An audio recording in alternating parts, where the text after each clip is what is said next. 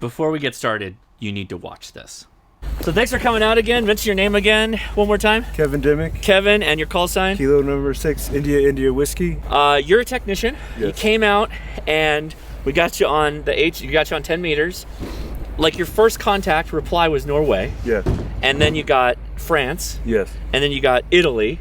And Spain was calling back, but you couldn't complete a contact. Right. You got Kyle A0Z and a couple of other folks. That was like your first time doing a summit activation, and you just walked out there and got 3 DX without even trying. Yes. Dude, that's pretty cool. It's pretty fun. Thanks for coming, man. Yeah. Thank you. Kevin showed up on Sunday as we were just about ready to pack up from our Thomas Mountain ham radio adventure trip. And Adam K6ARK kind of coaxed Kevin, coax is the wrong word, encouraged him to get on my 7300, which was connected to my Buddy Hex antenna. And the first 3 contacts that Kevin made was Norway, France, Italy, and he had a broken contact with Spain. That was Kevin's first time on HF. Those were Kevin's first contacts on a high-frequency ham radio. He is a technician, and he operated in spaces that were lawful or privileged for his technician license. Simply amazing. Kevin is going to be chasing that high probably for the rest of his life. That poor man. But that is the topic of today's video. Today we're going to talk about why you should get on 10 meters right now, and the reason should be simple, because DX is happening. To put some flavor on this, you might be all thinking, well, Josh, you had this amazing station and this amazing setup.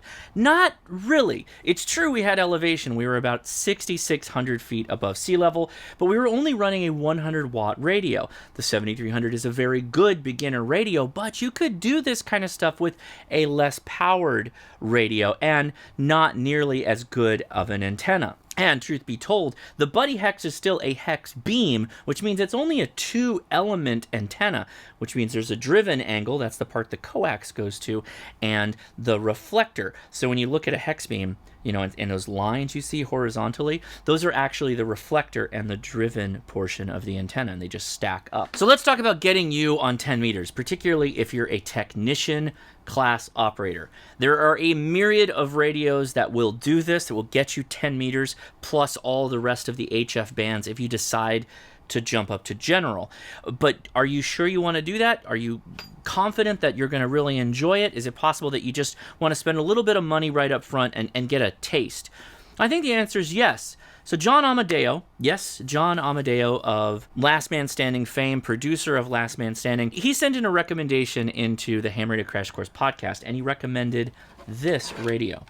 This is a Anytone AT6666. You better be careful, include that last 6 or YouTube's going to be all over me. This is a 10 meter only radio.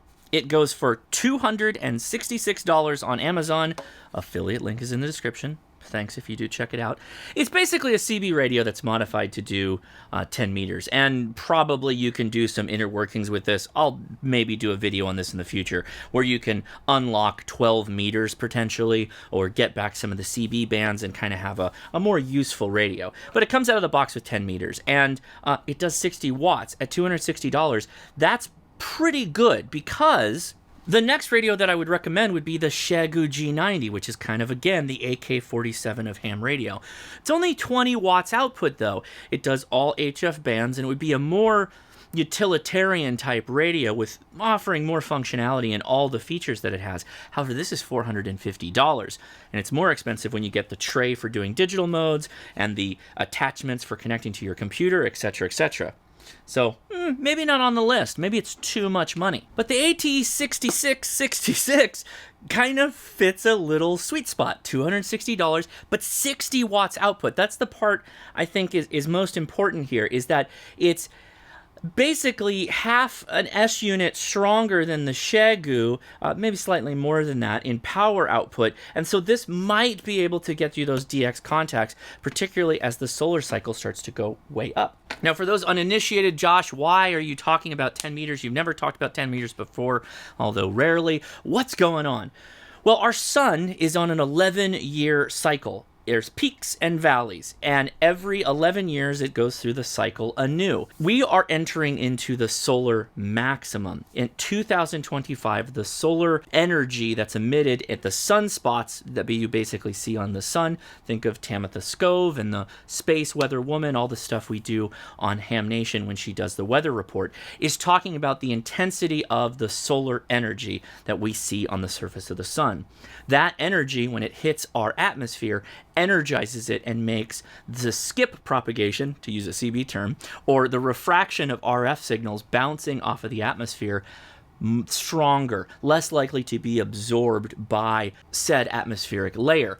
So our 10-meter RF transmissions, boom, are more likely to go further. And that's what we're aiming for with this radio. Now, putting some logistics on this, 10 meters is a daytime band most of the time. In fact, the contacts that Kevin made were around 8 or 9 a.m. at the time that we were on Thomas Mountain, and they were fantastic. The pathway was open all the way into Europe from our location. Just amazing.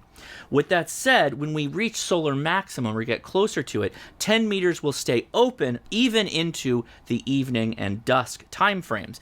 There are some days where it will be open the entire day. It will go full 24/7. Pretty rare, but it'll happen. Now, to speak of antennas, the best part about 10 meters is that you don't need a big antenna. It's incredibly easy to make yourself a dipole, a vertical antenna. Hey, even a homemade beam antenna is totally possible. Plus, there are interesting designs like Moxon antennas and other crazy contraptions that really don't take up that much space because, again, it's a 10-meter antenna versus, say, 20 meters, which is going to be twice the size. Now, speaking of that Moxon antenna, a Moxon is something you can build basically out of like plumbing parts.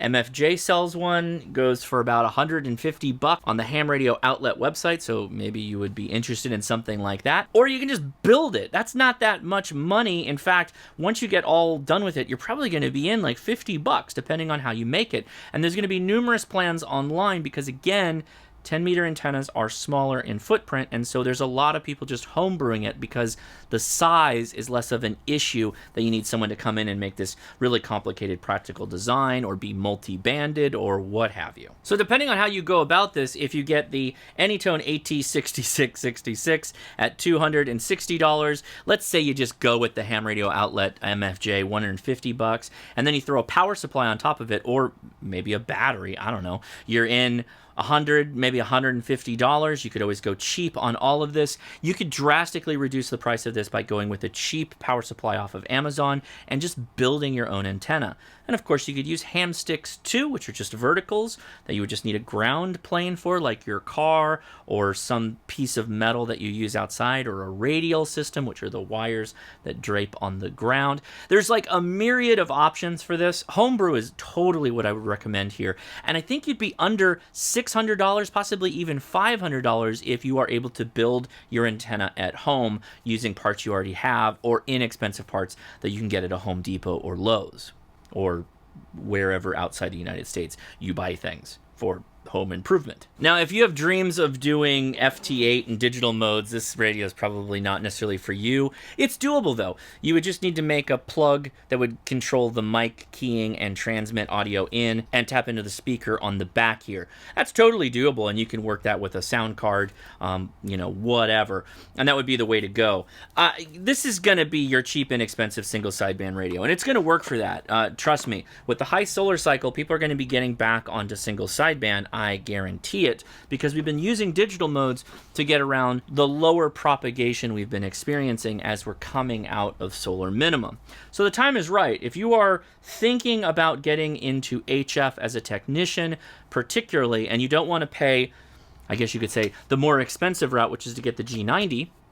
By the way, the G90 is going to do digital modes for you, so if you have no interest in doing single sideband at all, then the G90 is probably going to be the way to go. Or the Xiegu G106. The problem with that is it's only 5 watts. It's true QRP. Now, I know this is a bit of a sandbag, but let's see what I can hear on the AT6666 on my Step IR. That's a 3-element beam. This was recorded in the morning time in California on just a random weekday, so let's see how I do. Yeah, I wonder where you went there this morning. Yeah, stormy, and we're talking to over there there to Carlos and Jim, of course, was on. That guy from Germany, I couldn't understand.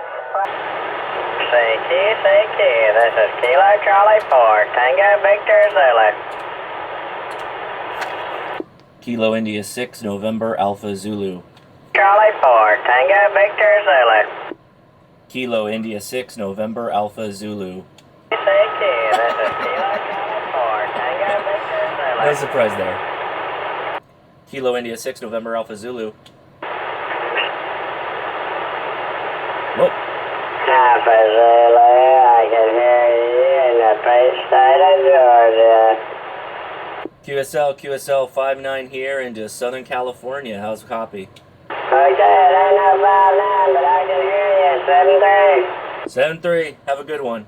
CQ, about that station, you still in there? This is KV5MYN. Right above El Salvador. Yeah, I see where it's at. Like a grid square 45. Yeah.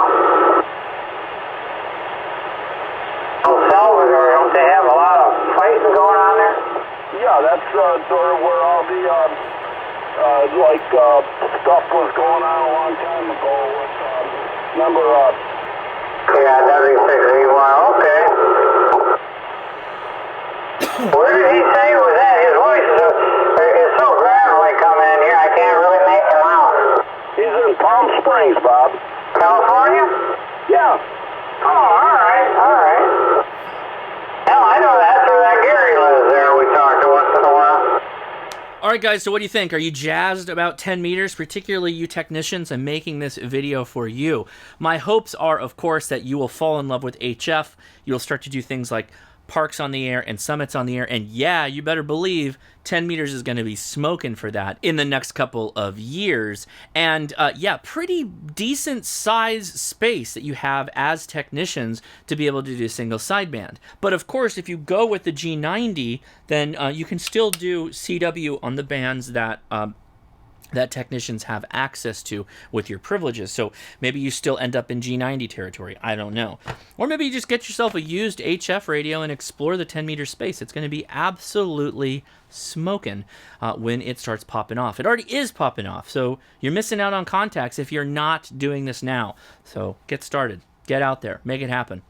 I've got another video here that I think you might enjoy, likely my Thomas Mountain video that we just came back from. And boy, that was a lot of fun. I wish you guys can all make it for the trip we have coming up in April of 2023. Thanks so much for watching, and I'll talk to you later. 73.